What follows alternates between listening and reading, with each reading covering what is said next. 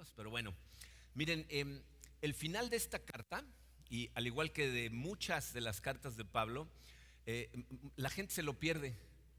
O sea, como que llegamos a lugares en donde hay listas de nombres y nos los saltamos, ¿no? O sea, cuando ya lo leíste una vez, muchas veces la gente llega a la lista y dice, no, esta ya la leí, no dice nada, puros nombres raros, ¿no? Necesitamos entender una cosa. Dice, nada en la Biblia está ahí para llenar espacio. Nada está ahí por casualidad. Dios no dijo, no, tienen que ser 66 libros, hay que meter este de más, ¿no? No son simples listas de nombres al azar. Ya sea que estés leyendo genealogías o que estés leyendo, como en este caso, nombres de personas que trabajan con alguno de los apóstoles, ¿verdad? Dios siempre tiene algo que enseñarnos con lo que pone en su palabra. Y eso es lo que quiero que vean el día de hoy. Hay diferentes maneras de estudiarlo y vamos a ver un ángulo de lo que podemos sacar de este pasaje, ¿okay? Vamos a ponernos en manos de Dios y vamos a analizar las lecciones de la despedida de Pablo. Señor, te damos gracias por tu amor, Padre. Te damos gracias por este privilegio que tú nos das de poder venir y hablarte directo, de cantarte, de declararte nuestro amor. Es para nosotros un privilegio, Señor, el poder estar aquí con tu familia, con gente que te ama, para que juntos levantemos tu nombre en alto. Necesitamos de tu sabiduría, Señor, y hay partes de tu palabra en donde a veces nos cuesta un poquito más de trabajo detectarla. Así es de que te pido que tu Santo Espíritu sea nuestra guía el día de hoy y que nos ayude a exprimir sabiduría de este pasaje. Te pedimos esto, Señor, en el poderoso nombre de tu Hijo Jesucristo. Amén. Bien, miren, la semana pasada hablábamos de cómo históricamente la iglesia se comporta como un péndulo, ¿no? Empieza normalmente de forma sana, pero empieza a hacerse hacia el sincretismo, es decir, empieza a permitir que la cultura de fuera de la iglesia empieza a invadir la iglesia y entonces la gente de la iglesia empieza a comportarse cada vez más como la gente de afuera y cada vez menos como la gente de adentro, ¿no? Entonces llega a un extremo y entonces la iglesia normalmente se sorprende o las personas se sorprenden de lo pegados que están al mundo y entonces empiezan a irse hacia el otro lado, ¿no? del péndulo y cuando llegan al otro extremo llegan a lo que llamamos sectarianismo, que es cuando la gente piensa que la única solución es aislarse del mundo, aislarse de la gente que no cree igual que nosotros, que no va a la iglesia o que no se viste con nosotros o tiene filosofías diferentes y entonces creamos murallas alrededor de nosotros y eso es lo que se llama sectarianismo, ¿okay? Veíamos que Pablo le pone un alto cuando nos dice anden sabiamente frente a los de afuera, ¿no? Entonces nos está diciendo tienes que ir allá afuera, tienes que ir con la gente de fuera, pero tienes que andar sabiamente, ¿no? O sea, no puedes ni dejar que totalmente te transformen para vivir como ellos, ni tampoco puedes odiar a la gente que no cree como tú, ¿no? Cerrarte a la gente que no cree como tú, porque en algunos casos pues es la gente con la que trabajas todos los días, o Dios no lo quiera, tu familia con la que vives todo el tiempo, ¿no? Entonces necesitamos parar el péndulo en medio. Ahora, miren, cuando hablamos de ese péndulo, es muy fácil el generalizar la situación y decir, sí es un problema de la iglesia. Porque la iglesia es un término muy ambiguo en donde vemos a una multitud de gente y no nos vemos nosotros ahí. El día de hoy quiero que vean a través de lo que vamos a estudiar en esta despedida de Pablo, cómo esos problemas de sincretismo y sectarianismo nos pegan a un nivel bastante más cercano de lo que a veces estamos dispuestos a reconocer o que a veces notamos, ¿okay? Voy a leer el pasaje completo, es Colosenses 4 del 7 al 18, ahora sí lo tienen completito en su programa y después van a ir saliendo diferentes partes de ese mismo pasaje en la pantalla, ¿okay? Entonces vamos a leerlo primero y después vamos a analizar lo que dice. Empezando con el versículo 7, Pablo dice, nuestro querido hermano Tíquico, fiel servidor y colaborador en el Señor, les contará en detalle cómo me va. Lo envío a ustedes precisamente para que tengan noticias de nosotros y así cobren ánimo. Va con Onésimo, querido y fiel hermano, que es uno de ustedes. Ellos los pondrán al tanto de todo lo que sucede aquí. Aristarco, mi compañero de cárcel, les manda saludos, como también Marcos, el primo de Bernabé. En cuanto a Marcos, ustedes ya han recibido instrucciones. Si va a visitarlos, recíbanlo bien. También los saluda Jesús, llamado el Justo. Estos son los únicos judíos que colaboran conmigo en pro del reino de Dios y me han sido de mucho consuelo. Les manda saludos Epafras, que es uno de ustedes. este siervo de Cristo Jesús, está siempre luchando en oración por ustedes para que plenamente convencidos se mantengan firmes, cumpliendo en todo la voluntad de Dios. A mí me consta que él se preocupa mucho por ustedes y por los que están en Laodicea y en Hierápolis. Los saludan Lucas, el querido médico, y Demas. Saludan a los hermanos que están en Laodicea, como también a Ninfas y a la iglesia que se reúne en su casa. Una vez que se les haya leído a ustedes esta carta, que se lea también en la iglesia de Laodicea y ustedes lean la carta dirigida a esa iglesia. Díganle a Arquipo que se ocupe de la tarea que recibió en el Señor y que la lleve a cabo. Yo, Pablo, escribo este saludo de mi puño y letra. Recuerden que estoy preso. Que la gracia sea con ustedes. Miren, mi objetivo el día de hoy es hacer 3 observaciones que podemos sacar de este texto y al final vamos a responder una pregunta que es una pregunta doble que nos va a ayudar a poner esto en contexto de forma práctica para nuestra vida. ¿Okay? Las observaciones están un poquito larguitas, así es que van a aparecer en la pantalla completa, pero es importante que las analicemos. Fíjense, la primera observación que podemos obtener de leer este pasaje es que evidentemente, fíjense, Pablo, dice el número 1 en su programa, no se rodea simplemente de gente buena, se rodea de gente que está ferozmente dedicada a la expansión del evangelio. O sea, Pablo no se rodea de simplemente buenos cristianos, buenas personas, gente que se porta bien. Se rodea de gente que está dispuesta a lo que sea para dedicarse a la expansión del evangelio en el mundo que los rodea. Me parece muy interesante que cuando Pablo escribe sus cartas y habla de la gente que colabora con él, cuando las manda, no le platica a la gente acerca de cosas mundanas en relación con la gente que trabaja con él. O sea, no les dice, les mando a Tíquico que juega re bien al fútbol, pero le va a la América, entonces, pero trátenlo bien, ¿no? O sea, no dice, ahí les mando a Onésimo, ¿no? Que es un excelente nadador, si hay un concurso, él seguro lo gana. O sea, no les habla de cosas del mundo, sino que les está diciendo, esta gente que les estoy mandando son máquinas de expansión del evangelio de Cristo. Es gente que está dispuesta a vivir para la gloria de Dios en todo lo que hace.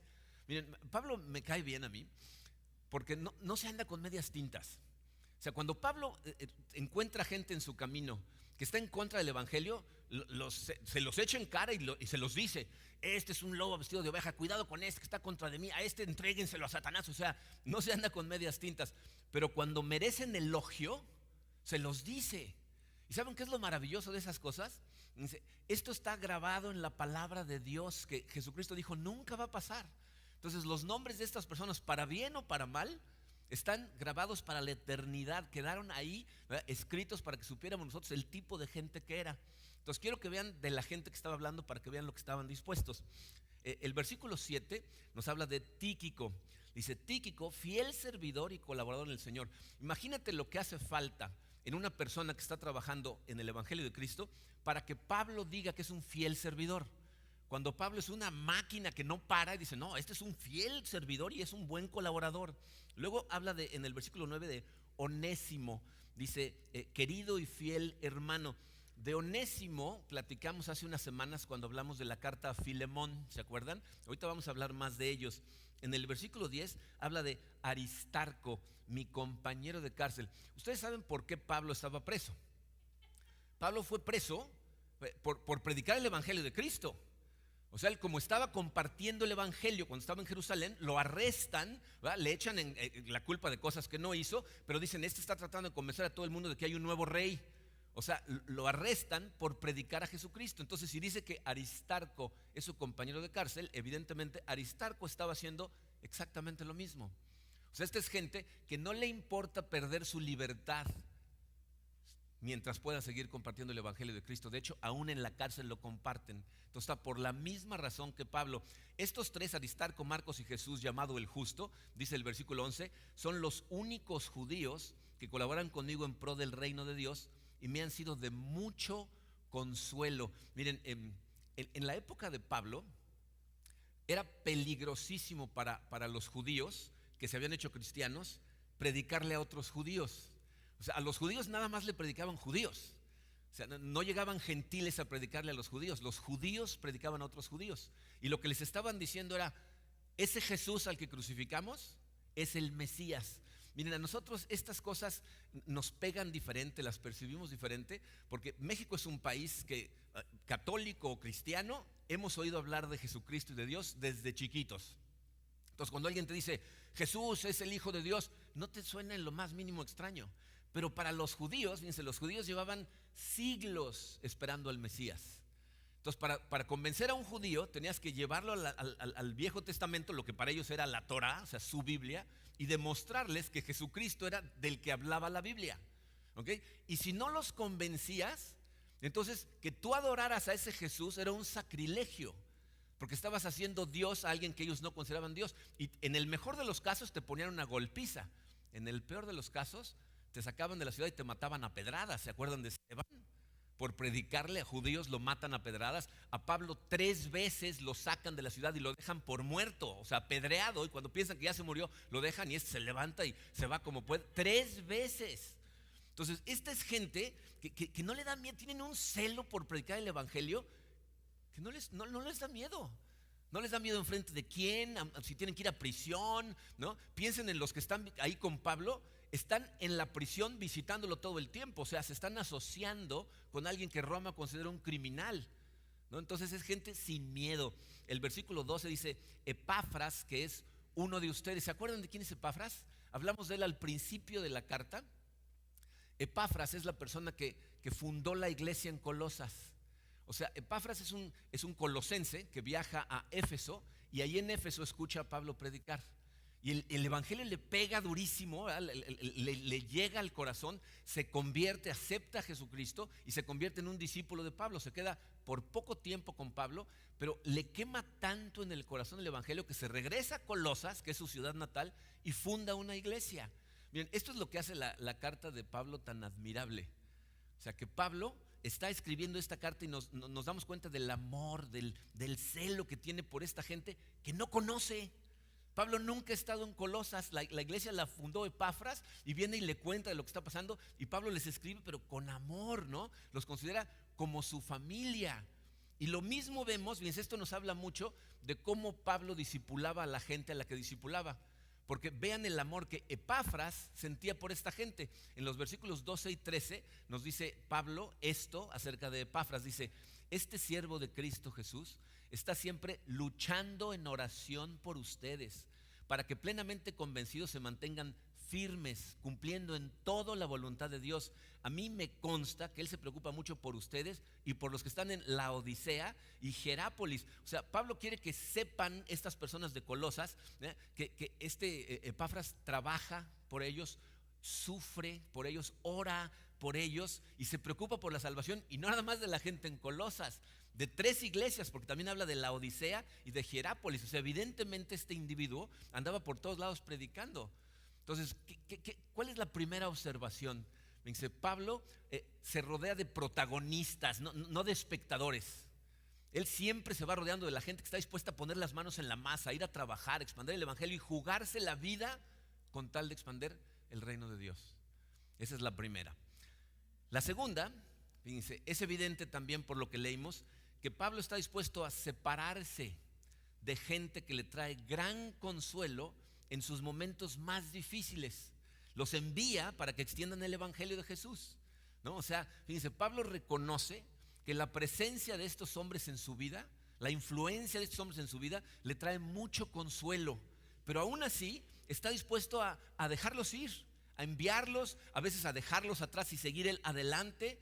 Miren, obviamente no todos los que estaban alrededor de Pablo los envía a todos lados. Por ejemplo, sabemos que Lucas, ¿verdad? y muy probablemente Marcos estuvieron con Pablo hasta el último día de su vida, ¿no? De Lucas sabemos a ciencia cierta porque lo dice la Biblia, de Marcos porque se puede deducir, pero hasta que no decapitan a Pablo en Roma, ellos están con él hasta el último día de su vida, pero el resto de ellos salen a realizar cosas maravillosas. Miren, por ejemplo, este individuo Tíquico del que habló al principio, este señor era originario de Asia, lo que en ese entonces se conocía como la provincia de Asia y hoy lo conocemos como Asia Menor.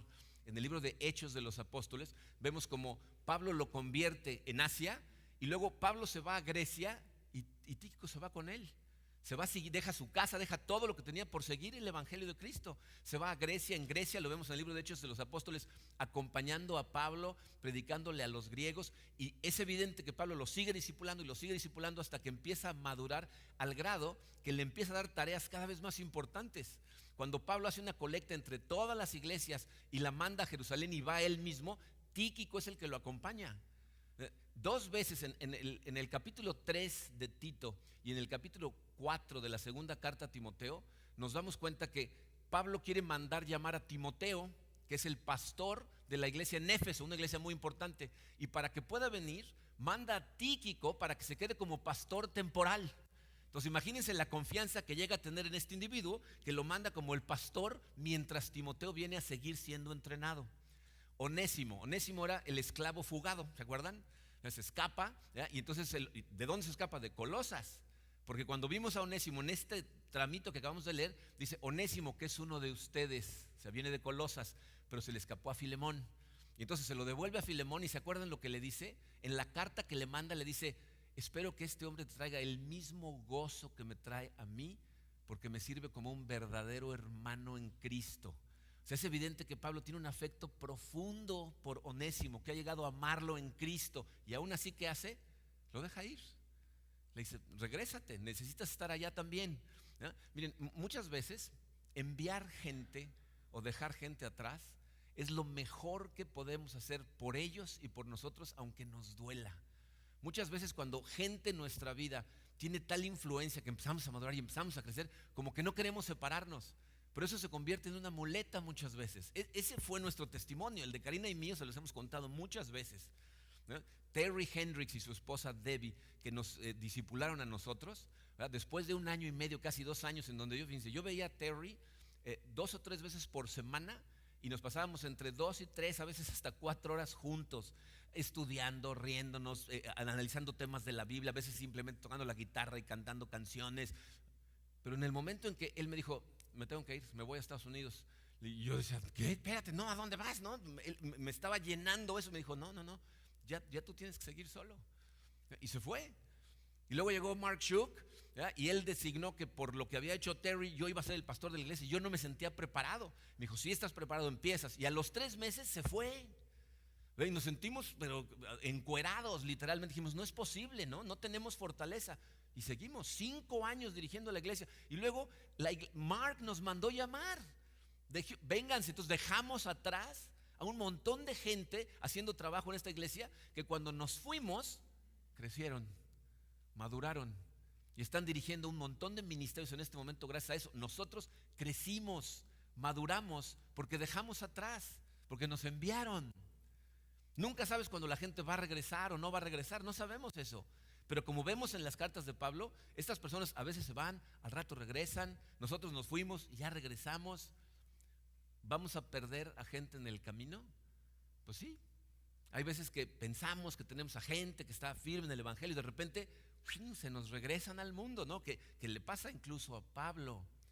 Si se fijaron, leímos una parte de este pasaje en donde decía, Lucas, el querido médico, lo saluda, y Demas lo saluda. Fíjense lo que dice 2 de Timoteo 4, versículos 9 al 10. Dice, le está hablando a Timoteo, le dice, haz todo lo posible por venir a verme cuanto antes, pues Demas, por amor a este mundo, me ha abandonado y se ha ido a Tesalónica. O sea, Demas, uno de los que estaba hablando en Colosenses, para cuando llega a 2 de Timoteo, ya se regresó al mundo, ya lo perdió.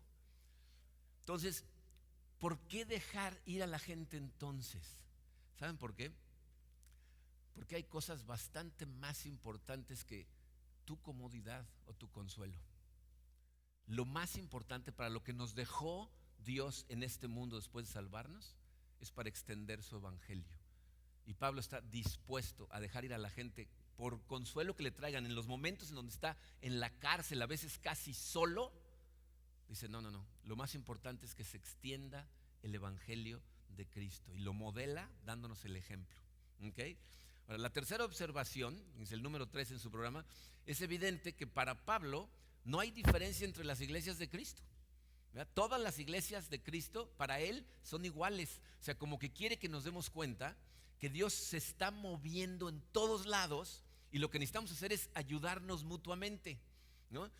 Fíjense, dice el versículo 16, una vez que se les haya leído a ustedes esta carta, que se lea también en la iglesia de la Odisea y ustedes lean la carta dirigida a esa iglesia. O sea, dice, pásense las cartas, compártanlas, llévenlas a donde las puedan llevar. O sea, no sean envidiosos, no se queden con lo que reciben, dénselo a los demás. Y eso es algo que hemos tratado de modelar en nuestra iglesia. No, fíjense, nuestro ministerio de Celebrando la Recuperación ha ayudado a varias iglesias a empezar sus propios ministerios de Celebrando la Recuperación. Viene gente de fuera para hacer el proceso en nuestra iglesia, para poder empezar ellos el suyo en otra iglesia. De hecho, hace algunos años nos invitaron a enviar a nuestro equipo a una conferencia que iban a recibir ellos. Supuestamente iban a ir a México, iban a recibir una conferencia de cómo hacer Celebrando la Recuperación. Y cuando llegaron y empezaron a platicar con los que estaban organizando, se dieron cuenta que ellos mismos no sabían bien cómo hacerlo, y cuando ellos les platicaron lo que estábamos haciendo aquí, terminaron nuestro equipo dando la conferencia. Se empezaron a ayudarles a los de allá cómo hacer las cosas, ¿no? Entonces nos ayudamos mutuamente, ¿no? Hay una iglesia pequeñita en Mérida que se acercó a nosotros y nos dijo, oigan, nos pueden dar cobertura, nos pueden ayudar, pueden orar por nosotros. Ustedes dos como pastores, nada más les hablamos, les explicamos nuestras peticiones de oración y nos ayudan. Y les dijimos, pues ya tenemos una iglesia en Mérida, pero con mucho gusto. Y entonces es una iglesia de este tamaño, ¿verdad? Que nuestro staff y nosotros oramos por ellos consistentemente, pues, para ayudarles, porque Pablo dice, ayúdense. Y de hecho, fíjense, en el versículo anterior, en el 15, dice, saluden a los hermanos que están en la Odisea, como también a Ninfas y a la iglesia que se reúne en su casa. O sea, como que Pablo les dice, oigan, no se olviden de Ninfas. O sea, esa iglesia está pequeñita, ustedes son más grandes, tienen templo, ellos se reúnen en una casa, pero los dos son igual de importantes. ¿Y cómo se enteró Pablo de que había una iglesia en casa de Ninfas? Porque Pablo no ha ido nunca a Colosas. Evidentemente, fíjense, Pablo está al pendiente de todo lo que hace la gente que él está discipulando. Vienen y le cuentan, le dicen qué está pasando, en dónde están creciendo grupos, y él está orando por ellos al grado de darles la importancia de ponerlos en la Biblia. Es decir, tenemos que orar por estas personas, ¿no? Entonces Pablo demuestra un afecto profundo por toda la gente que se está convirtiendo, sin importar en qué iglesia están. Estas son las observaciones que podemos hacer acerca de esta lista. Ahora la pregunta es, ¿qué podemos aprender de esto? Para nosotros, ¿qué es importante aquí? Bien, les voy a hacer una pregunta que está dividida en dos partes. La primera parte, a lo mejor te va a parecer un ataque. No es un ataque. A lo mejor te va a parecer que estoy juzgando muy fuerte a ciertas personas. No estoy juzgando a nadie. Quiero que escuches antes de cerrar tu corazón, porque es una pregunta muy importante. Fíjense, la primera parte de la pregunta dice, ¿será que estás haciendo la vida con un rebaño de necios? Y había pensado una palabra más fuerte, pero me regañaron. Entonces puse necios, ¿ok? Miren, les voy a decir por qué esto es tan importante. En mi experiencia, la gente sabia y madura tiende a gravitar hacia otras personas que son sabias y maduras. Y la gente que no es muy sabia, más bien que son unos necios inmaduros, tienden a gravitar hacia otros necios inmaduros. ¿Ok? Y entonces hacen como rebaños. Es decir, empiezan a hacer la vida juntos, empiezan a verse cada vez más seguido y evidentemente, para bien o para mal, empiezan a tener influencia unos sobre los otros. Algunos grupos tienen una influencia de sabiduría que es muy positiva, pero otros de necedad. Entonces la pregunta es, ¿en cuál participas tú? Y si lo que estás pensando es, no, yo no voy a ningún grupo de la iglesia, bueno, eso está peor, ¿ok? Deberías de participar en uno, pero no es de lo que estoy hablando. La pregunta que te estoy haciendo es, dice, todos los que estamos aquí hacemos la vida con un grupo de gente, todos, ¿ok? Entonces la pregunta es, ¿qué tipo de gente forma el grupo con el que tú haces la vida? A la gente que pasas tanto tiempo con ellos que les permites tener influencia sobre ti y tú sobre ellos, ¿no? A lo mejor la pregunta es un poco ambigua, ¿no? Y dices, bueno, pero ¿cómo clasificas necedad, no? Porque yo tengo amigos que creo que son unos necios, pero no sé si realmente son necios o no. Bueno, fíjate, la necedad se ve de diferentes formas. Entonces, una forma de verlo es esto. Pregúntate, ¿será que participo en un grupo que está lleno de gente cínica? La gente cínica son gente que tiende a derrumbar todo. Se la pasan tratando de destruir todo a su alrededor, criticándolo, burlándose. Cuando en un grupo donde hay gente cínica, alguien trata de inyectar un poco de sabiduría, su defensa es se burlan, se ríen, no hablan de otras cosas, tratan inmediatamente de destruir la influencia de sabiduría en la gente que está a su alrededor. Es gente que critica todo a su alrededor, critica su trabajo, critica su iglesia, critica su familia, critica al país, a la sociedad, a todo alrededor es criticable y destruible cínicamente. Y miren, aun si el grupo es de la iglesia, puede estar lleno de cínicos. Aquí en la iglesia hemos tenido que desmantelar grupos y volverlos a armar de forma diferente, cuidando a las ovejas de esta iglesia, cuando empiezan a ser invadidas por cínicos. Porque muchas veces por nuestro amor de tratar de llevar a gente que no conoce la palabra, tuvimos un grupo, por ejemplo, que empezaron a invitar a gente que no querían venir a la iglesia y no venían a la iglesia, pero iban a ese grupo. Pero la mayoría eran cínicos, ¿verdad?, que descaradamente se burlaban, incluso traían cosas contra el evangelio de Cristo, al grado que los otros, que a lo que iban era aprender la palabra de Dios, quedaban intimidados y ya ni hablaban, ni opinaban, ni preguntaban. Entonces la necedad de varios empezó a contagiarse a los más débiles, que es lo que tiende a suceder. Entonces hubo que reorganizar ese grupo para no permitir que estuviera sucediendo eso. ¿Okay? Ahora, evidentemente, no estoy diciendo que no te puedes juntar con nadie que no cree lo mismo que tú, porque ya vimos que la Biblia nos manda a ir, y en ciertos casos no tienes opción, porque muchas veces en donde trabajas, en donde esa gente cínica está, ¿ok? Pero la gente con la que tú te reúnes por decisión personal es un grupo de gente en donde debería de prevalecer la sabiduría. ¿Ok? Entonces pregúntate, ¿son una bola de necios que se la pasan destruyendo lo más posible la sabiduría y el evangelio y todo lo que hay a su alrededor? Dice, otra forma en la que se ve la necedad, y miren, aquí es en donde el sincretismo puede pegar más cerca de tu corazón de lo que te imaginas. Pregúntate acerca del grupo con el que haces la vida. ¿Qué persiguen? ¿Qué es lo que más tiende a suceder como persecución por los miembros de ese equipo, de ese grupo de gente? Es gente que está persiguiendo a Cristo, persiguiendo el evangelio, tratando de extender el reino, tratando de ver el mundo a través de la perspectiva de la Biblia. ¿O es gente que más bien, todo lo que honran y glorifican y admiran son cosas del mundo? ¿Cómo usan su dinero? ¿Cómo usan su tiempo? ¿De qué se la pasan hablando? ¿No? O sea, si todo lo que glorifican son cosas del mundo, entonces no es un grupo necesariamente bíblico. ¿Se dan cuenta? Miren, estas cosas a veces son difíciles de discernir porque hay gente que disfraza su persecución del mundo con lenguaje bíblico, ¿no? Ya conocen el lenguaje de la iglesia y entonces todo el tiempo hablan de forma como muy, muy piadosa, pero en realidad están persiguiendo las cosas del mundo. No, es que Dios me bendijo y ahora tengo ya 3 casas y coches y viajes y esto y lo otro, y no usan nada para la gloria de Dios. Simplemente están persiguiendo lo mismo que persigue el mundo, pero le cuelgan el letrero de que fue de Dios y entonces todo está bien. Entonces pregúntate, ¿no? Miren, estas cosas son importantes porque verdaderamente, miren, cuando les hablaba la semana pasada de los sectarianistas, la gente que se quiere aislar de todo, o sea, la premisa detrás del sectarianismo es correcta. O sea, estas cosas sí se pegan, sí es contagioso. Ese dicho que tenemos de dime con quién andas y te diré quién eres, tiene respaldo bíblico. Primera de Corintios 15:33 dice Pablo, no se dejen engañar, las malas compañías corrompen las buenas costumbres. O sea, si te juntas con gente que todo lo que persigue son cosas del mundo, cuando te des cuenta vas a estar persiguiendo las cosas del mundo. Pero ¿qué estoy diciendo en realidad? O sea, nosotros tenemos que ir al mundo y extender el evangelio, pero tú tienes que hacer la vida con un grupo de gente que sí está tratando de vivir diferente.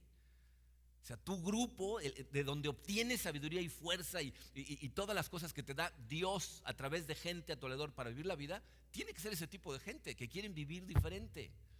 Ven, el mundo es tan engañoso, porque lo que el mundo quiere que creas es que es más divertido vivir la vida como vive el mundo que como vive la gente que sigue a Dios de acuerdo a la Biblia. Todos esos comerciales en donde ves a gente en las discotecas bailando y disfrutando, y dicen, ven a disfrutar con nosotros, que te enseñan el otro día en la mañana los crudos, la gente en el doctor recibiendo las pruebas de las enfermedades, ¿verdad?, los divorcios, los hijos maltratados, que te enseñen eso. Porque lo que te enseñan es nada más un flashazo de cosas que llevan a un tiradero en tu vida. De hecho, fíjense, en mi experiencia, lo contrario es lo correcto. O sea, cuando los cristianos viven la vida en el Espíritu llena de plenitud que se puede vivir como Dios dice que la vive, eso atrae al mundo. Eso atrae a la gente de afuera. Hace cierto tiempo casé a una pareja de la iglesia. Esta pareja, de hecho, son miembros del staff de nuestra iglesia. Yo no sé si ustedes saben esto, si han ido a fiestas, no a convivencias, sino a fiestas, bodas, etcétera, de miembros de la iglesia. Nuestros voluntarios y staff bailan re bien. O sea, la verdad, están gruesos. Miren, ahora que renovamos nuestros votos, Karina y yo, pues toda la gente que estaba ahí era gente de la iglesia, ¿no? Y mi yerno, Joshua, al final de la fiesta me dijo: oye, para entrar a tu iglesia, ¿hacen prueba de baile? Dice, no puedo creer que bien bailan todos. Dice, no, o sea, estaba impresionado. Bueno, en esta boda, pusieron la música después de la comida y estuvieron bailando, bueno, hasta las no sé qué horas. Nosotros nos fuimos temprano, pero nos platicaron el otro día que se quedaron como hasta las 2 de la mañana bailando como locos. Al final de la fiesta, o sea, el DJ al que habían contratado externo se acercó con los novios y les dice: oigan, ¿quiénes son? O sea, ¿de dónde salieron ustedes? ¿Dónde se juntan? Le dice: ¿de qué estás hablando? Dice: yo tengo 3, 4 eventos por semana en donde hago bodas y fiestas de 15 años y reuniones. Nunca había visto un grupo de gente que se divirtiera tanto, que se rieran tanto, que llegaran a llorar de la risa sin una sola gota de alcohol en la fiesta. De hecho, mi experiencia, dijo él, es que en todas las fiestas siempre hay un drama, siempre hay una pelea, alguien termina llorando, ¿verdad? Alguien sale de la fiesta furioso, varios enfermos. O sea, dice, no es posible, ustedes, ¿cómo le hacen? Esa es la realidad. Cuando la gente vive verdaderamente a la plenitud que la vida en el Espíritu te da, a los de afuera se les antoja, porque ellos saben cómo terminan sus celebraciones. Entonces necesitas preguntarte, ¿no? ¿Qué persigue tu gente? Esa gente con la que haces la vida, ¿qué están tratando de hacer? O a lo mejor, fíjate, a lo mejor la necedad en el grupo de gente en el que tú te llevas es del otro lado del péndulo, es sectarianista. O sea, es gente que ya se convirtieron en sectarios legalistas como los fariseos, que están orgullosos de lo que sí pueden controlar y entonces se sienten muy bien dándole bibliazos a la gente, ¿verdad? Porque yo sí puedo hacer esto y tú no, pero no para ayudarles a que vivan mejor, para sentirse mejor ellos, para sentirse superiores, ¿no? Y miren, cuando estas cosas, cuando esos grupitos se salen de control, así es como inician los grupos extremistas, que terminan tratando de obligar a todo el mundo a vivir como ellos, a creer como ellos, y si no, están dispuestos a hacer barbaridades, Y no estoy hablando del mundo musulmán, estoy hablando de cristianos, gente que, fíjense, toma normalmente una causa como su estandarte y en eso lo convierten en su Biblia. Se olvidan de la Biblia y dicen: no, esta es mi causa. Y entonces están dispuestos a hacer lo que sea para lograr que todo el mundo crea en su causa, y si no, hacen cualquier cosa. Por ejemplo, toman el aborto. ¿Han visto en Estados Unidos clínicas en donde hacen abortos, en donde cristianos que llegan a defender que no creen en el aborto matan a los doctores? Ha pasado. Asesinan a los doctores cristianos defendiendo que no se vale el aborto. Entonces rompen un mandamiento para defender otro. Homosexuales, no creemos en las relaciones homosexuales, entonces vamos a golpear salvajemente a los homosexuales, vamos a asesinar homosexuales. O sea, no le estoy hablando de mundos radicales del Islam en Arab, estoy hablando aquí en este continente. Estas cosas siempre empiezan en grupos pequeños, que empiezan a tener influencia sobre los débiles, y al rato todos están convencidos de lo que están haciendo es defender a Dios, rompiendo sus mandamientos. Entonces, a lo mejor estás en un grupo sectario, estás rodeado de necios. El otro lado de la moneda, ¿verdad?, es: o estás haciendo la vida en una comunidad bíblica. O sea, ¿verdaderamente estás en una comunidad bíblica? Pablo evidentemente es un firme creyente de vivir en comunidad bíblica, evangélica, ¿no? Un lugar en donde se fortalezca la gente. Fíjense, donde nos fortalecemos porque estamos dispuestos a ser honestos acerca de lo que estamos viviendo. Estamos dispuestos a platicarle a la gente de nuestros tropiezos, de nuestras batallas, de las cosas que nos suceden, ¿ah? Pero sabemos que la gente nos va a tratar con amor. Miren, si no estás conectado, tú no te das cuenta de la importancia de esto. Pero la fortaleza en un creyente no nada más proviene de su fe en Cristo. Nuestra fe en Cristo nos hace tener lazos fuertes con gente alrededor que nos fortalece, que nos ayuda a enfrentar cosas fuertes. varias personas se han acercado a decirme, oye, la verdad es que qué fuertes los veo enfrentar sus cosas con fortaleza. ¿Tú crees que estamos solos? ¿Que esto es mi fuerza? Yo soy débil, igual que tú, pero tengo gente alrededor orando, fortaleciéndome, estando conmigo en todas, en las buenas, en las malas. Tengo gente que me confronta, que me habla clarito. De ahí viene la fortaleza. Y si te sientes desconectado, dices, pero ¿por qué yo no tengo eso? ¿En dónde estás conectado? ¿Cuál es tu familia bíblica? ¿Cuál es tu familia en Cristo? ¿A dónde vas? Miren, ese ha sido el sueño para nuestra iglesia desde el principio. Una comunidad en donde nos ayudemos mutuamente a caminar en la dirección correcta, en donde la gente sepa que está bien no estar bien, nada más no nos quedamos ahí. Estamos trabajando para salir de ahí.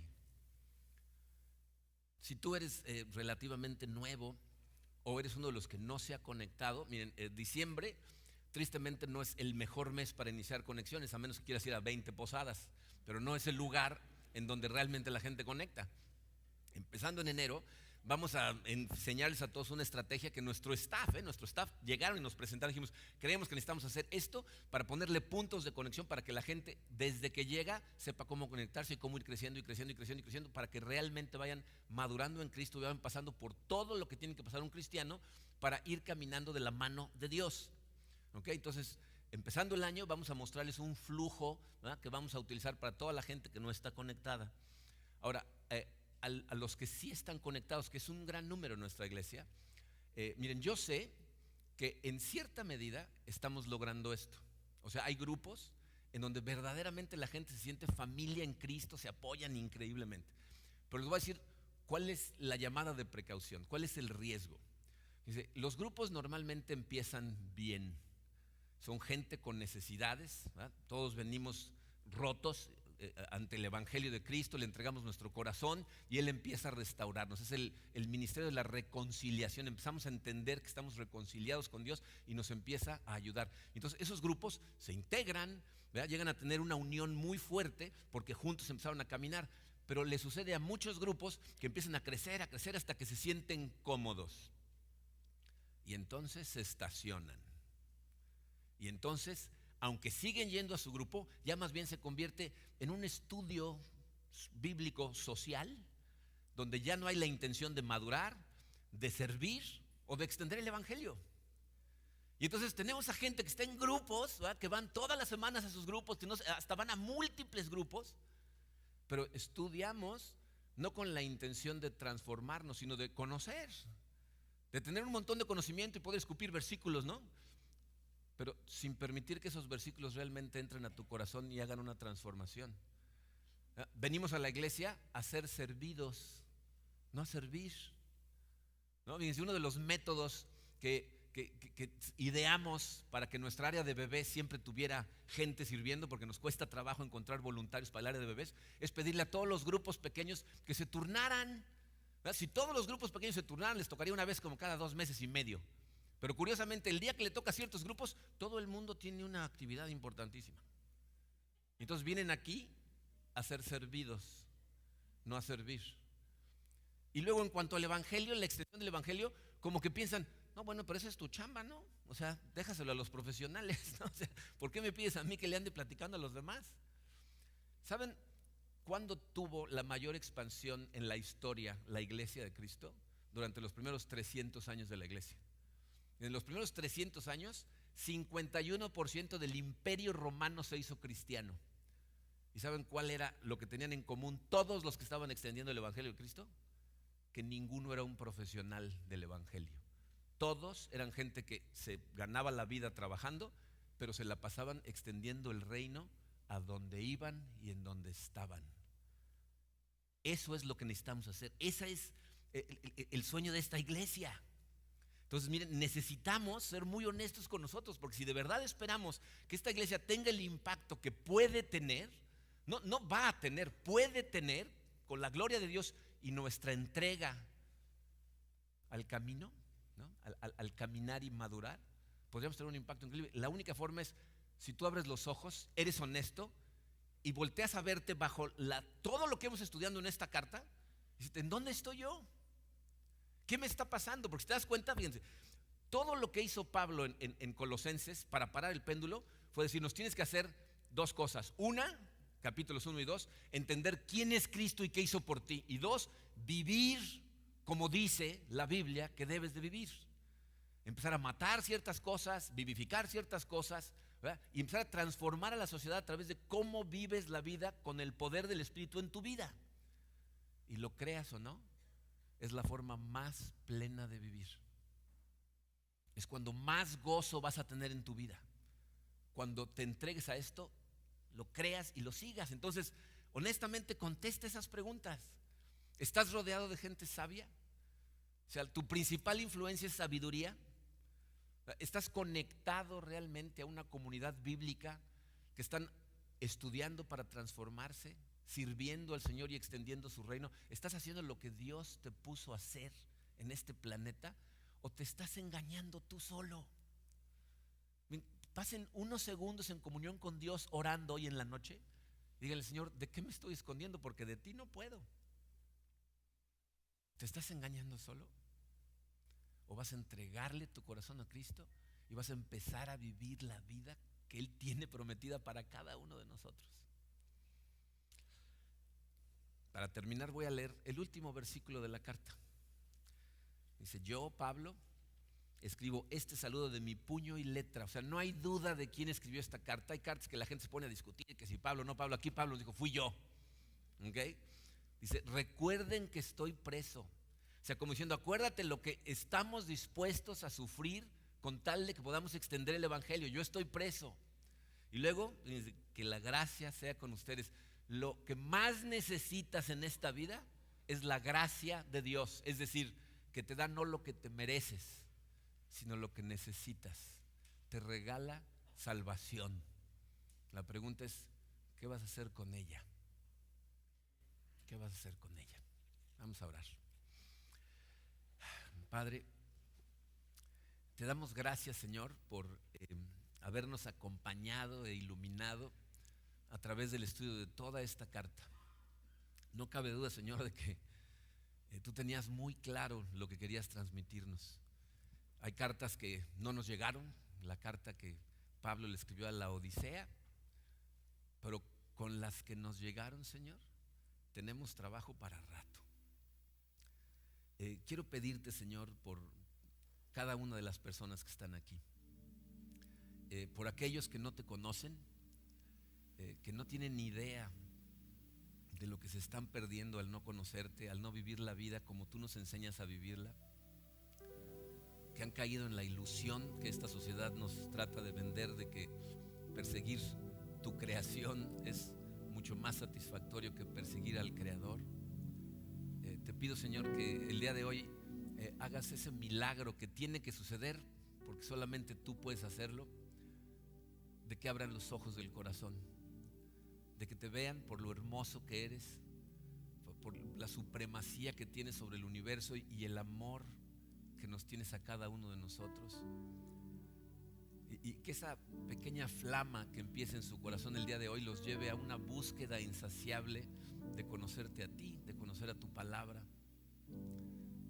de amarte de forma cada vez más profunda y poder vivir para tu gloria y su plenitud. Y te pido, Señor, por todos los demás que estamos aquí, que creemos en ti, que hemos puesto nuestra fe en ti. Algunos, Señor, sé que de pronto se han estacionado, han perdido esa llama que nos quemaba por dentro para correr tras de ti. Alguna circunstancia, algún problema, alguna situación de pronto nos enfría, Señor, pero no queremos estar alejados de ti. Te pido, Padre, que tú reenciendas esa llama el día de hoy, que nos ayudes a correr hacia ti, sabiendo que tú estás esperándonos con los brazos abiertos, sin importar qué haya sucedido en nuestra vida, cómo nos hayamos tropezado.